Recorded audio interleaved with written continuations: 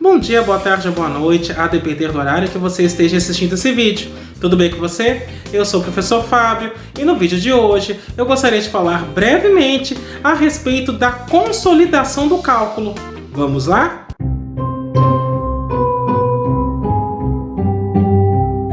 Antes de mais nada, eu vou pedir que você faça o já famoso pupocô, que é curtir, ou seja, deixa o seu like, aproveita e faz isso agora que você já não esquece. Comenta, ou seja, utilize a área dos comentários para continuar dialogando comigo, apresentando suas dúvidas ou mesmo apresentando sugestões de outros assuntos que você gostaria que fossem abordados neste canal.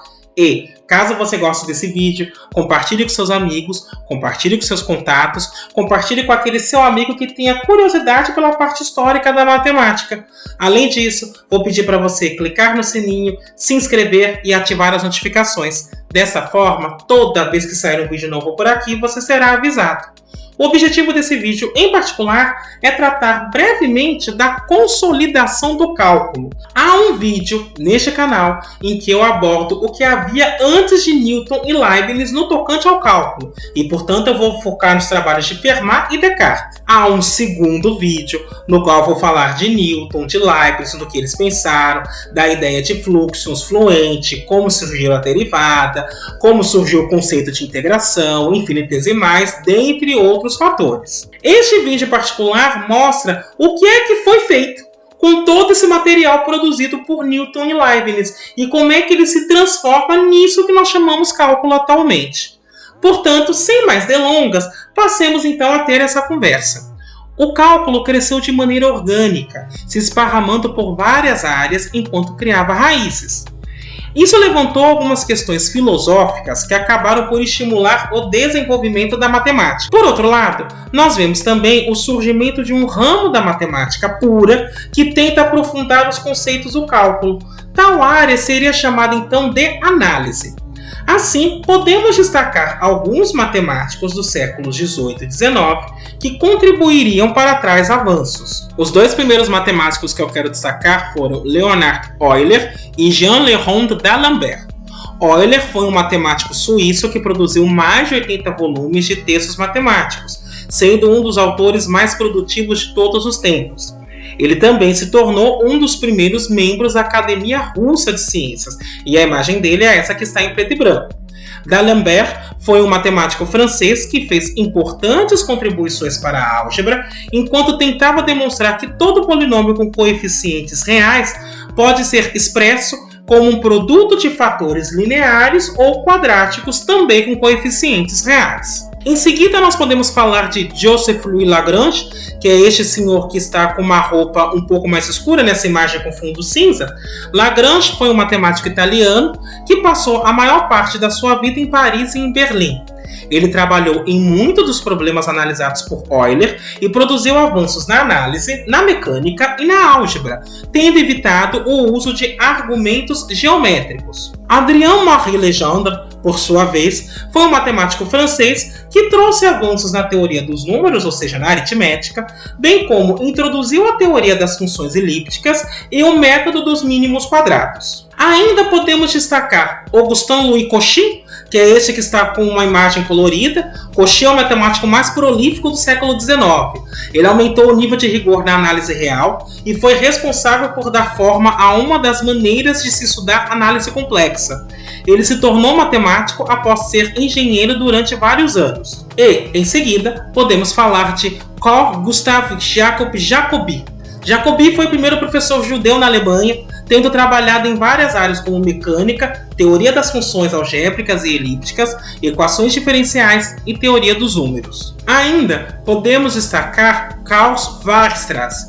Weierstrass foi um professor na Universidade de Berlim, a efígie dele é essa colorida. Ele foi professor por mais de 40 anos e reformulou parte da análise, da álgebra e do cálculo de variações, a fim de tornar seus conteúdos mais acessíveis.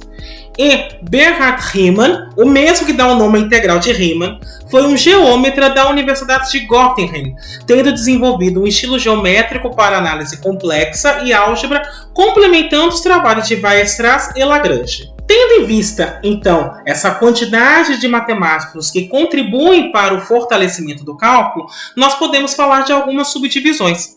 A primeira são as equações diferenciais ordinárias. As equações diferenciais ordinárias nascem quase como uma linguagem própria, servindo como formulação de problemas geométricos e físicos do século XVII.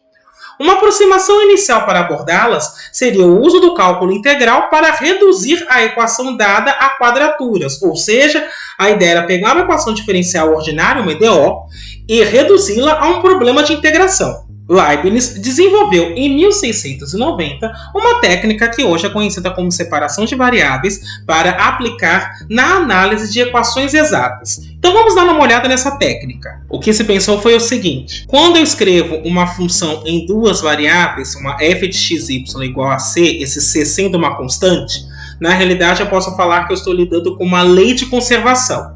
Só que para reforçar essa ideia de lei de conservação, eu vou assumir que o x é um x de t, o t seria uma variável temporal, e o y também é um y de t. E neste caso, esta equação estaria me dizendo que eu estou lidando com coisas que são invariantes no tempo. Daí falar lei de conservação. Se eu aplico a regra da cadeia a essa expressão, eu vou cair nisso aqui.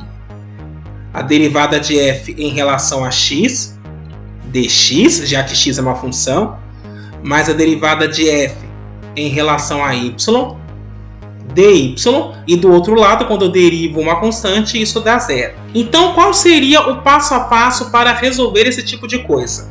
Veja, a primeira coisa que eu faço é pensar o seguinte: eu vou integrar esta equação. E aí perceba o seguinte: quando eu integro este lado, eu vou ter integral de uma soma que eu posso separar em soma de integrais.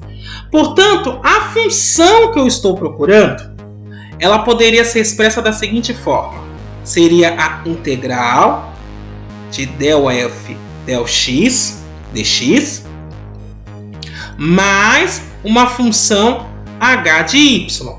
Por que eu estou pensando nisso? Veja, quando eu integro uma derivada, eu volto para a própria função. Só que como a função é uma função de duas variáveis, eu tenho que lembrar que pode haver uma determinada parte dessa função que dependa somente da variável y, porque a variável y seria constante em relação a x. Então, para eu retomar a f de x, eu integro essa função mais uma variável y. E aqui eu já fiz uma correção porque eu tinha escrito f de x, mas eu tenho que lembrar que é f de xy. Estou com uma função com duas variáveis. O que eu faço em seguida? Bom, uma vez que eu fiz esta integral e deixei uma h de y como sendo uma parte constante em relação a x, eu tenho que verificar quem seria essa h de y. Aí o que eu faço? Eu vou derivar essa função. Então, del f del y vai ser a derivada em relação a y desta integral mais a derivada da função h. E perceba, del f del y eu sei quem é, partindo desta equação aqui. Portanto, a derivada da função h, ela seria dada por del f del y menos a derivada em relação a y da integral da del f del x dx. Só que na solução que eu estou calculando, eu não estou mexendo com a derivada da h, eu estou mexendo com a h.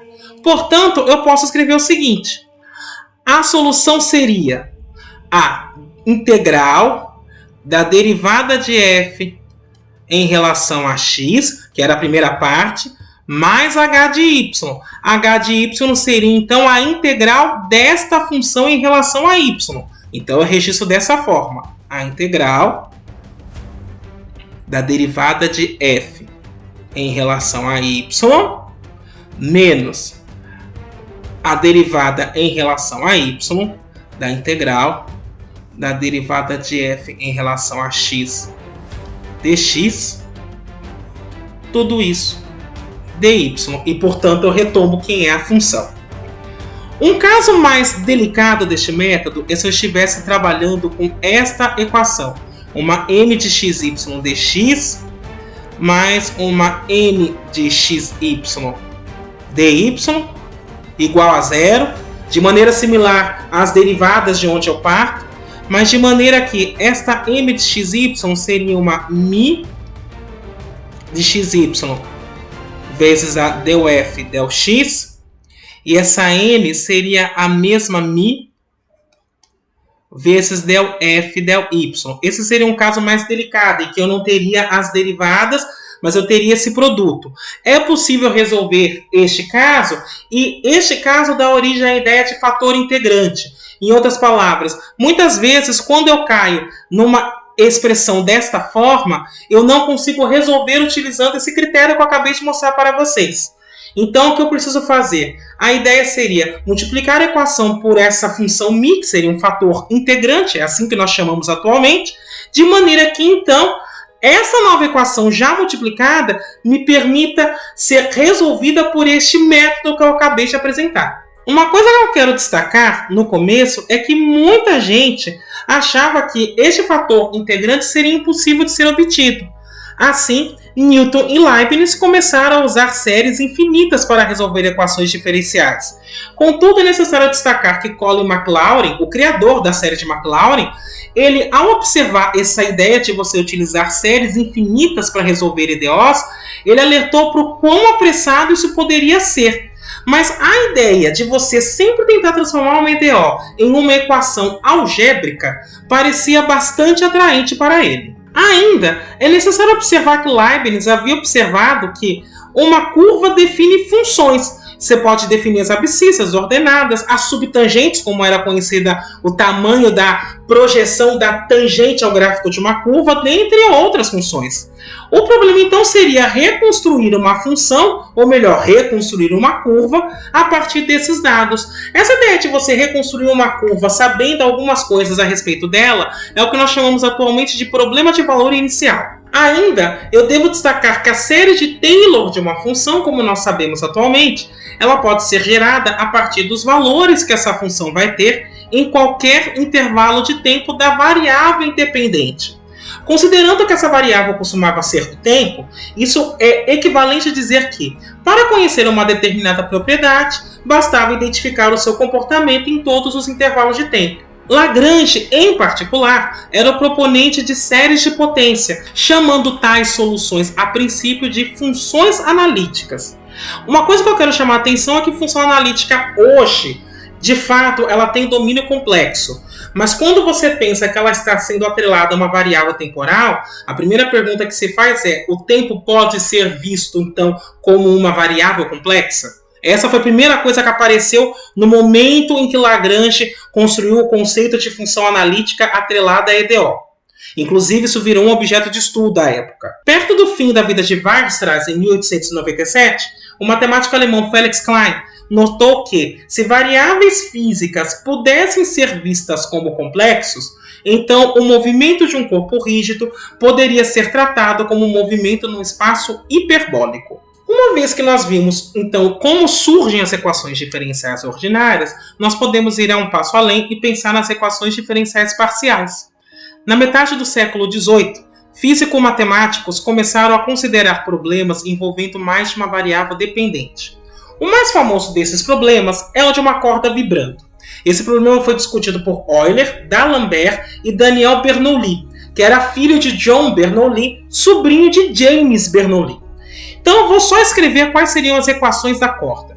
O problema era o seguinte: a derivada segunda de uma função u em relação ao tempo é igual a uma constante ao quadrado vezes a derivada segunda da mesma função u em relação à variável da posição. Ainda eu assumo que u de x0 é uma determinada função f de x, eu conheço, e ainda a derivada de u em relação a x no ponto x0 dá zero. Essa função u em particular seria a altura de um ponto da corda sobre a posição x no instante t.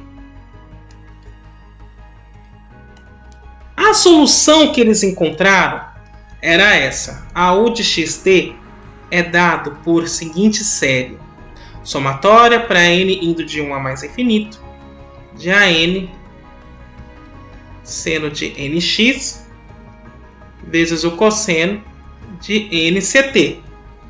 E, em particular, essa função f, que era verificada como condição inicial, como condição de contorno, ela podia ser descrita também por uma série infinita, que é essa que eu estou escrevendo na sua tela. Então, a solução que foi apresentada foi bastante criticada por Euler, o que levou à discussão a respeito de formas de definir uma função. No século XIX, a série de potências seria aplicada então à equação do calor. A equação do calor, deixe-me escrever neste momento, é essa aqui. A derivada de U em relação a T é A vezes a derivada de U em relação a X, mas aí eu estou pensando em derivada segunda. E a U, neste caso, seria a temperatura no instante T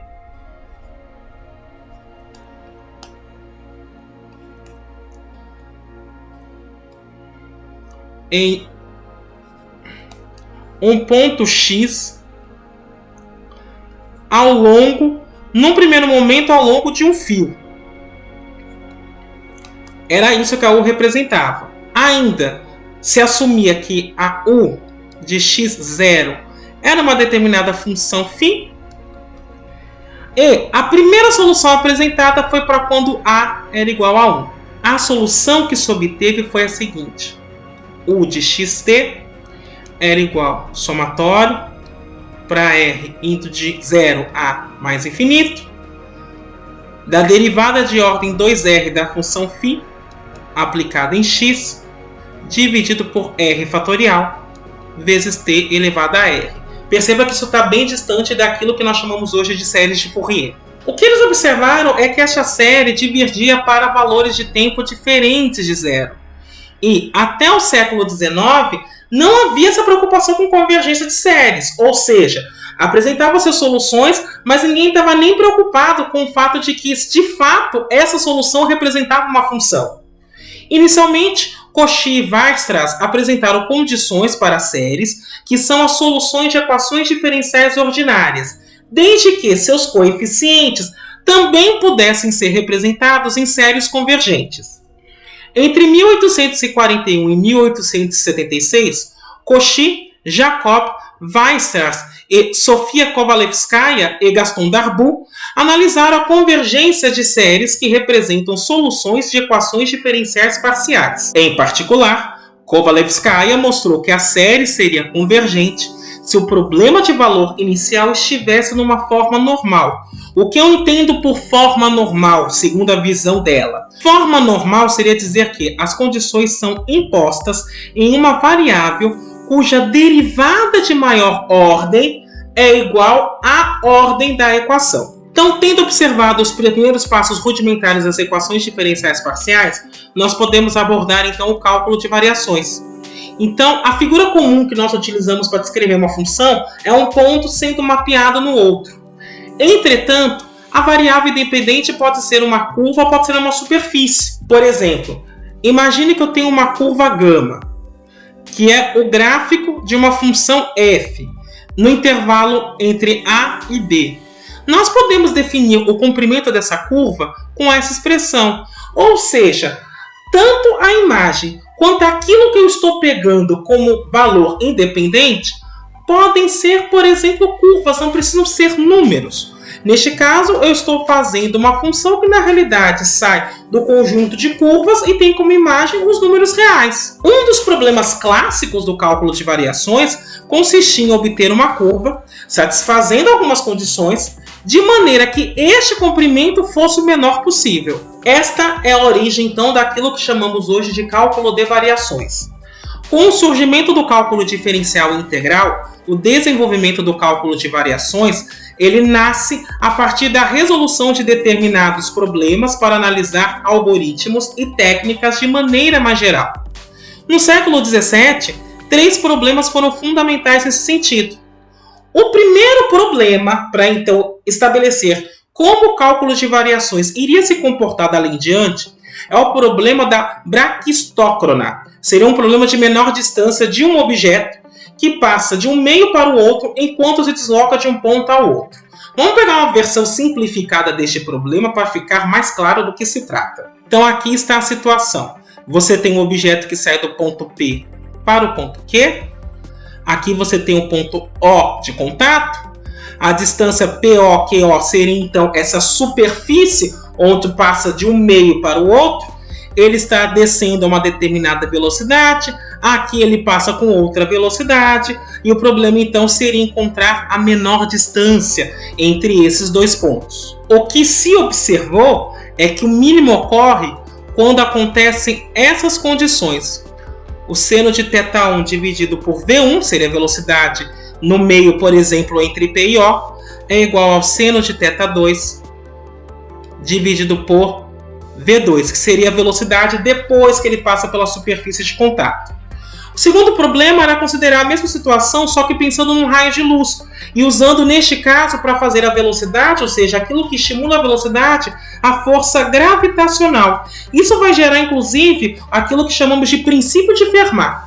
A solução do princípio de Fermat é basicamente o pedaço de uma cicloide. E o terceiro problema consistia em encontrar a melhor superfície de contato, analisando o problema 2. Ou seja, eu volto para o problema do raio, eu já tinha resolvido esse problema do raio, mas a ideia é, se eu quero melhorar a situação de maneira que o raio ele consiga chegar de maneira mais veloz ainda no ponto Q, qual é a superfície de contato que eu tenho que introduzir? Qual é a melhor superfície para isso? Esse, então, seria o terceiro problema considerado. Problemas variacionais foram categorizados e sistematizados por Euler em 1744, no tratado chamado Métodos inveniendo líneas curvas, ou seja, método para encontrar curvas.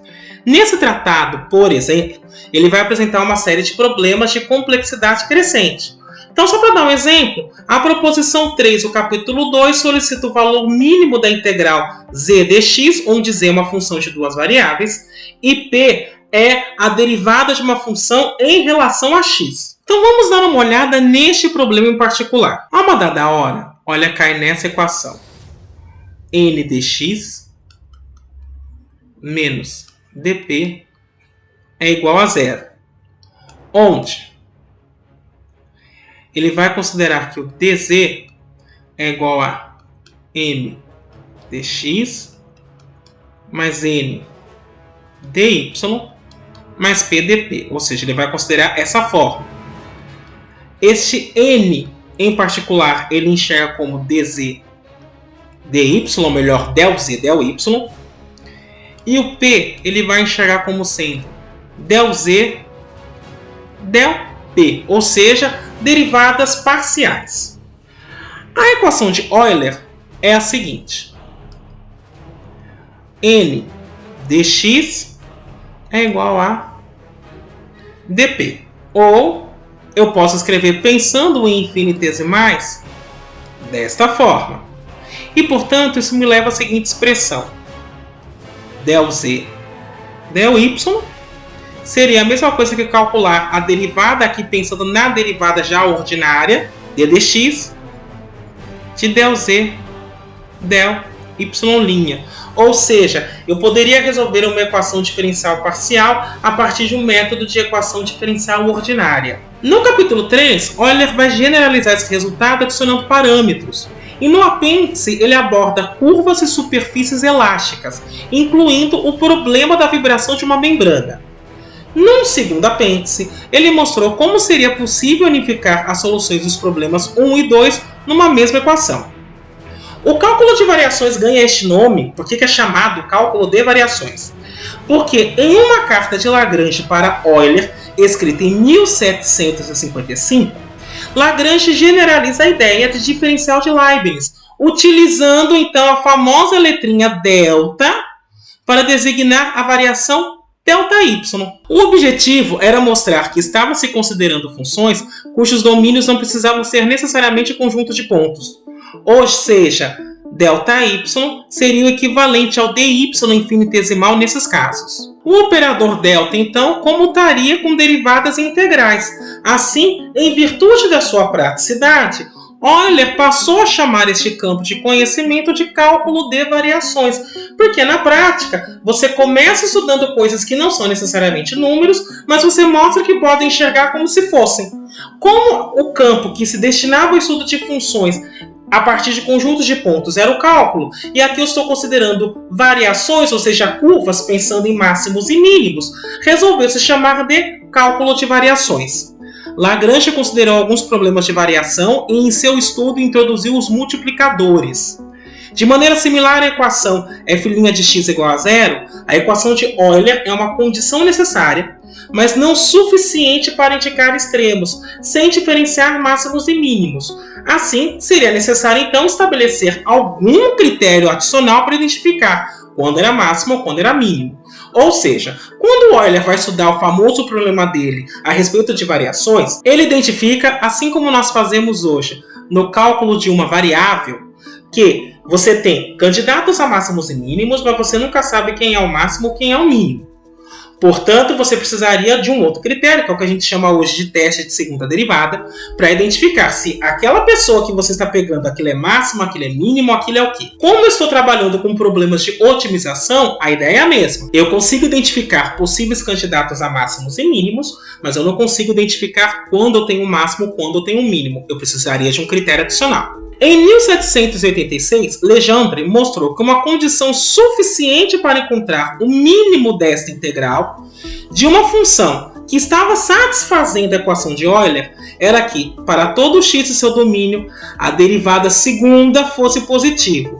E no caso de máximos, a condição suficiente é que a derivada segunda fosse negativa. É o famoso teste da segunda derivada quando nós adaptamos para funções de uma variável. O teste da segunda variação, então, é bom o suficiente para identificar se uma solução da equação de Euler é um extremo, no sentido de ser considerado a melhor solução dentro de um conjunto de funções suaves. Porque lembre-se, quando Euler começa a trabalhar com este problema, ele está trabalhando com um conjunto cujos elementos são funções. O matemático alemão Adolf Kneser chamava tal extremo de extremo fraco. Jacobi teve a ideia, então, de substituir a solução da equação de Euler por uma família de curvas com dois parâmetros específicos. Em 1837, ele descobriu quais seriam essas condições. O único problema que Jacobi não conseguiu resolver envolvia o caso no qual esta família de curvas podem ser descritas de mais de uma maneira considerando seu ponto final. Ou seja, se eu tenho uma família de curvas que a partir do ponto final ela pode se desdobrar em várias, Jacobi não sabia o que fazer ali. Alguns avanços importantes no cálculo de variações são devidos a Weierstrass.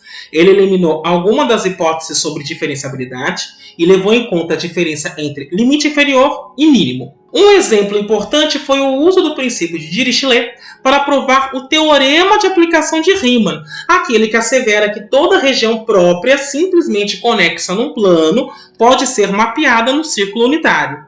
A demonstração desse resultado acaba envolvendo um problema de variação. Por fim, eu quero falar um pouquinho a respeito então das bases do cálculo como conhecemos hoje. Os matemáticos europeus perceberam a aplicabilidade do cálculo, assim essa teoria foi utilizada em diversas outras áreas. Já suas bases tiveram um desenvolvimento mais lento e foram estabelecidas só no século XIX com o advento da análise. O principal dificultador para isso foi a introdução da noção de infinito em termos de infinitesimal, ou seja, como é que eu vejo algo que é muito grande, considerando que eu posso somar infinitas partículas pequenas. Por causa disso, mesmo os teoremas de cálculo que apareceram logo no começo não eram precisos. Newton sabia que muitos dos seus argumentos poderiam ser demonstrados a partir do método da exaustão, e havia três aproximações para caracterizar a integração como uma antidiferenciação. A primeira seria uma aproximação infinitesimal de Leibniz, que considerava uma tangente como a posição de uma reta entre dois pontos muito próximos. A segunda seria baseada na ideia newtoniana de que o fluxo é a velocidade do movimento de um objeto. E a terceira abordagem que ele adotava é baseada no método da exaustão, o que seria bastante complicado.